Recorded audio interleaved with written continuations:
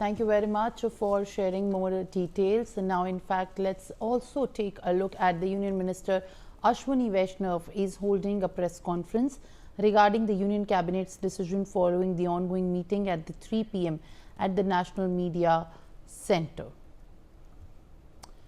All right, Sanjay Sharma is joining me to give me more updates. Sanjay, what is being in fact taken stock of at the National Media Centre, as right now today also as well Prime Minister Narendra Modi chaired the Union Cabinet meeting.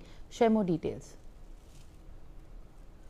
देखिए, cabinet की बैठक हुई है आज और इसमें कहा जा रहा है कि लगभग 2 से 3 इंफ्रास्ट्रक्चर प्रोजेक्ट को मंजूरी दी गई है। कुछ नए राष्ट्रीय राजमार्गों को भी मंजूरी दी गई है और साथ ही साथ एक कृषि को लेकर के फैसला किया गया। लेकिन थोड़ी देर में जानकारी मिलेगी। दोपहर 3 बजे केंद्रीय मंत्री अश्विनी वैष्णव की प्रेस कॉन्फ्रेंस होगी कैबिनेट डिसीजन पे। तब कैबिनेट में जो फैसले सरकार की तरफ से किए गए उनकी जानकारियां दी जाएगी। उसके बाद में आज सीसीएस की भी बैठक थी, लेकिन देखना होगा कि सीसीएस की बैठक में क्या क्या रहा, क्योंकि उसमें 3 से 4 मुद्दे थे जिस पर चर्चा होनी थी। कुछ रक्षा सामग्री की खरीद पर चर्चा होनी थी, साथ ही साथ सीज फायर की समीक्षा होनी थी। पाकिस्तान के साथ भारत ने जो सीज फायर किया ऑपरेशन सिंदूर के बीच में, इसके अलावा क्या सेनाओं को सीमा पर वापस बुलाया जाए, इस पर भी चर्चा होनी थी। तो ये कुछ ऐसे मुद्दे थे जिनको लेकर के सीसीएस में आज चर्चा होनी थी।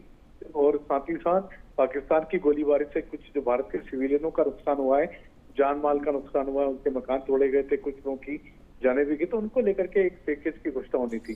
तो देखना होगा कि सरकार ने क्या क्या फैसले किए कि थोड़ी देर बाद लगभग दोपहर 3 बजे इस बात की जानकारी अश्विनी वैष्णव द्वारा दी जाएगी।